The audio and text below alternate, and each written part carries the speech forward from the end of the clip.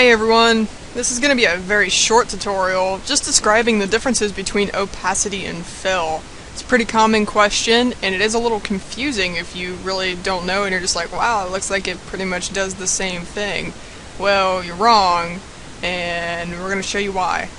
But don't feel bad about yourself or, sit in a corner and cry about it or anything. It's pretty common not to know what those options do.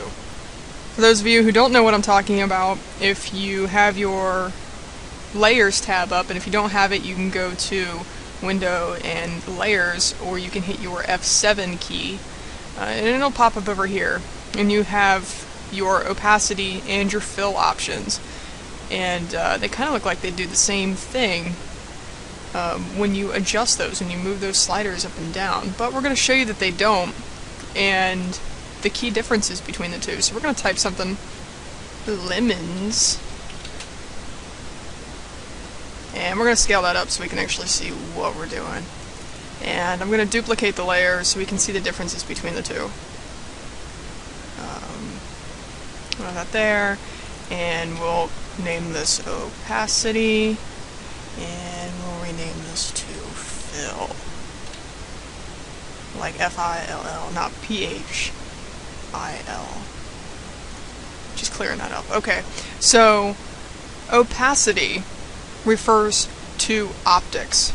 If you've ever heard of something being opaque, that's what it's referring to. The impenetrability of electromagnetic radiation or visible light.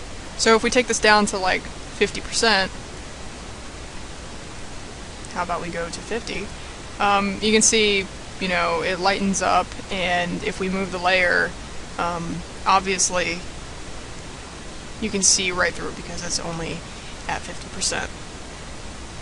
Now if we go over to fill, and we take that down to 50%, well, it looks just like the same thing. In fact, using it just for that purpose, it kind of is.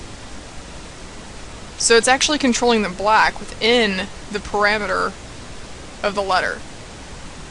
Where controlling the opacity is controlling the visibility of the layer itself. So let's get a decent example of this. We're going to turn the opacity up and the fill actually all the way down. And now it looks like that kind of disappeared. So we're going to right click on our fill layer and rasterize. And we'll rasterize the opacity layer just for fun. If we double click on our opacity layer and we want to stroke the image, and we'll make the stroke a color that we can see. We'll do red because it's nasty, and hit OK. Well, when we take the image, the opacity of the image down, everything disappears. However, with the fill, even with it being 0%, say we go in there and we double click on it, we're bringing up the layer styles palette, and we hit stroke, well, there it is. The only thing that the fill controls, again, is the color within these parameters. So the computer still recognizes that there's something written here. So this enables us to do some pretty cool stuff. We're going to hide that opacity layer and do something with the fill layer. Maybe you didn't know that you could do something like this. You can make it kind of a smooth looking background. There are so many different effects that you can do to this. It's really cool. And it's really not even all that complicated. Actually, it's pretty darn close to cheating.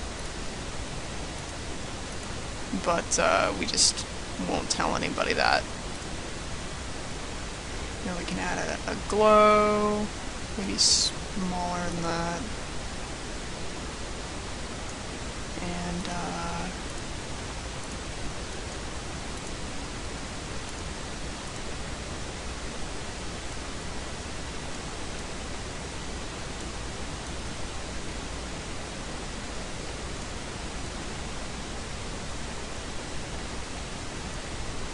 I don't know, I'm just playing with some stuff. But anyway, there are so many different options that you can do with all of this. I really recommend that you go through your fill layer and start playing with different ideas. Maybe start doing a lot of what ifs if you didn't know that it was capable of doing just that.